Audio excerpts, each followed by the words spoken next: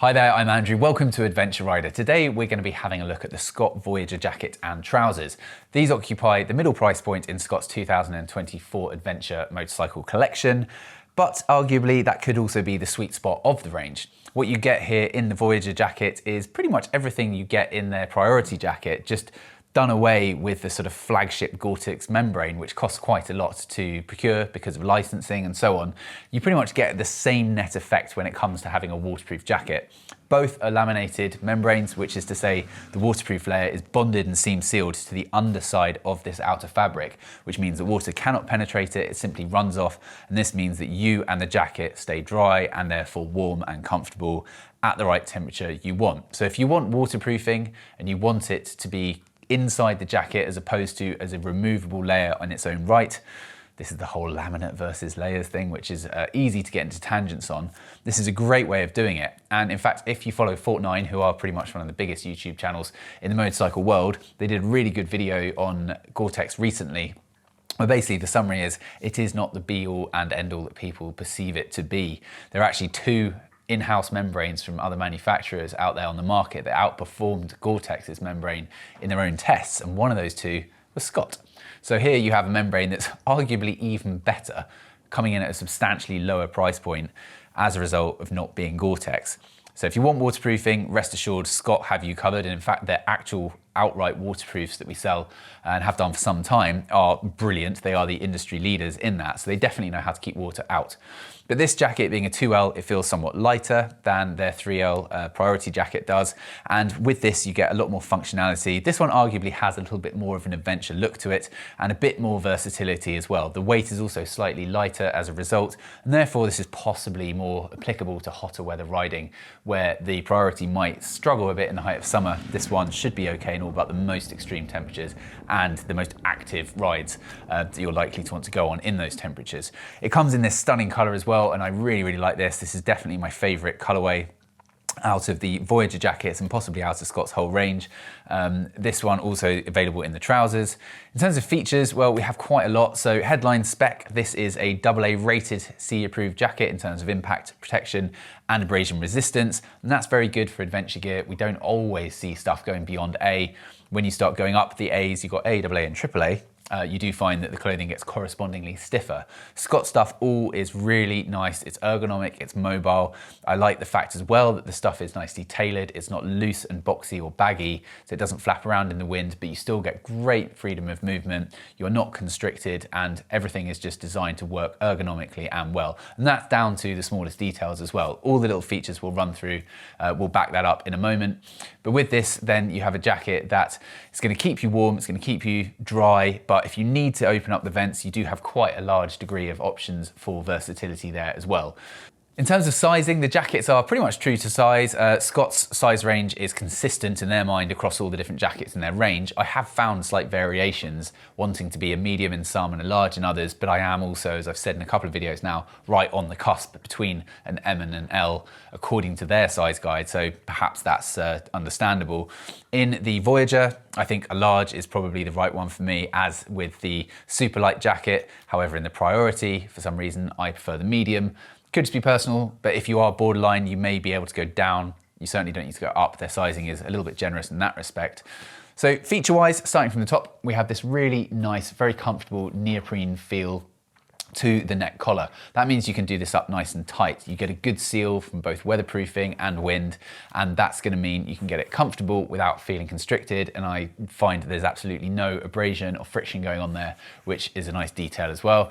You've got magnets here just to help push this back into position so that you can orient it really easily when you're going along, even with gloves on. All of the poppers have a rubberized finish with Scott's branding on them in a grey colour, which tones in nicely.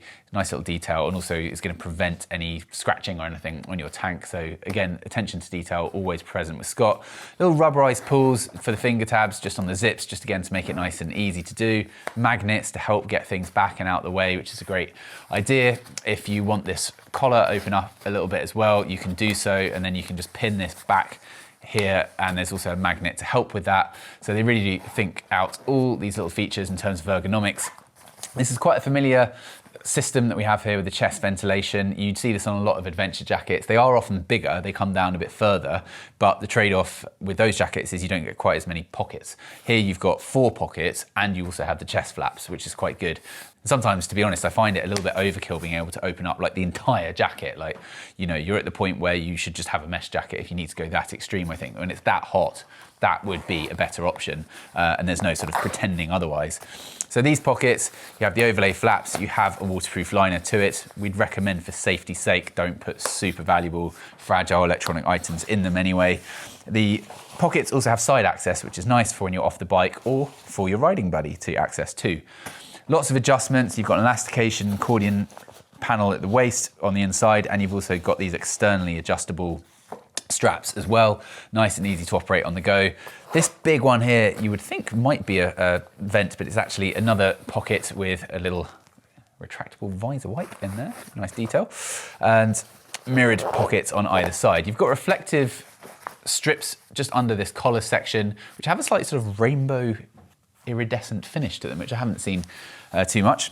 And as you go around the back, you can see nice sort of simple detailing and big vents either side on the 3/4 section on the back of the shoulders, just to help move as much airflow as possible through the jacket for when you want it, but obviously easy to do up for when you don't. Reflective element to the Scott logo on either arm. The branding on Scott's jackets is always nice. It's understated, it tones in well.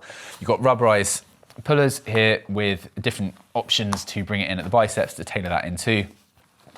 Expandable, elasticated neoprene finish around the cuffs, just like the collar. Again, really comfortable, lovely detail, which you don't see on many jackets. Big waterproof zippers on the cuffs. And the thing I love about these cuffs as well, and this is the case on all their jackets, and again, just harking on about that attention to detail, there's a mesh panel underneath it, which is super thin. What you often find with the sleeves of most jackets at all price points is they simply use the same outer fabric in this under section. So that means when you zip it up, you overlay it, you get this really bulky fold in the fabric, which is really annoying on your wrist and quite constrictive. It's just not comfortable. This costs more, it's more effort to make, but they go and they do that in all the jackets in the collection because there's no shortcuts essentially. And I like that. I think that's testament to the brand and sort of how seriously they take their product design. Storm flap on the underside of the zip to prevent water from getting in to you.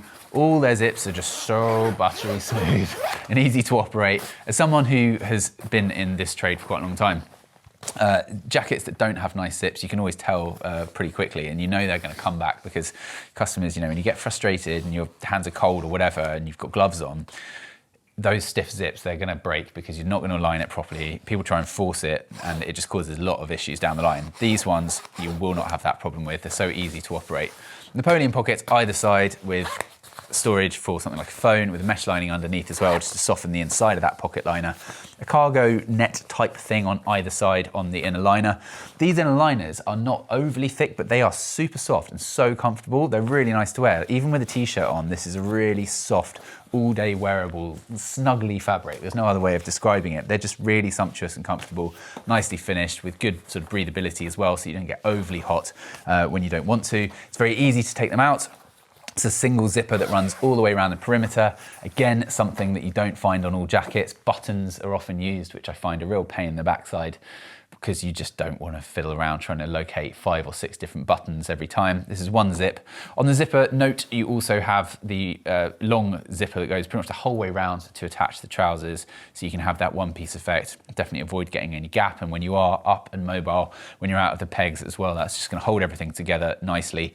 Everything I have said about the jacket is also true of the trousers. They go very well together, but you can also just buy them independently. And as I said, if you needed to get one thing from the Scott range, particularly if it came to the trousers, then the Voyager trousers might be the most versatile as well, and they team up nicely with any of the other Scott jackets in the collection. Just to note as well, that liner does just slightly cross the zip, which is good, just preventing too much air from getting through, keeping you nicely insulated where you need it. So all the details really well considered. An absolutely stunning jacket, I think, and one that really does offer everything you need. I think, you know, you can be sort of tempted into going up the spec sheet and getting a 3L membrane and thinking that that's needed, or going for Goretex and stuff. I really don't think it is. As I sort of said before, I'd love to sell you the most expensive jacket every time, but at the same time, I don't think it's necessary. I think you'd be really, really happy with this garment. Stunning looking, and we think that this should be far more on everyone's radar. Certainly Scott as a brand, like everything they have in their range is absolutely top drawer at the price point it's offered at. So you may have been familiar with them. Hopefully you're a little bit more familiar now. If there's anything you want to know about the Voyager jacket, the brand as a whole, their adventure collection, there's lots more stuff coming from them. And there's also way, way, way more stuff coming from similar brands who perhaps you haven't heard so much about, but we really think that they're worthy of your attention. And there'll also be lots from the brands that you do know about with their fantastic new items for 2024. So subscribe to the channel. There's going to be way more beyond the studio in terms of adventure riding content as well. And we will hopefully then see you soon for another video review. Thank you for watching. Goodbye.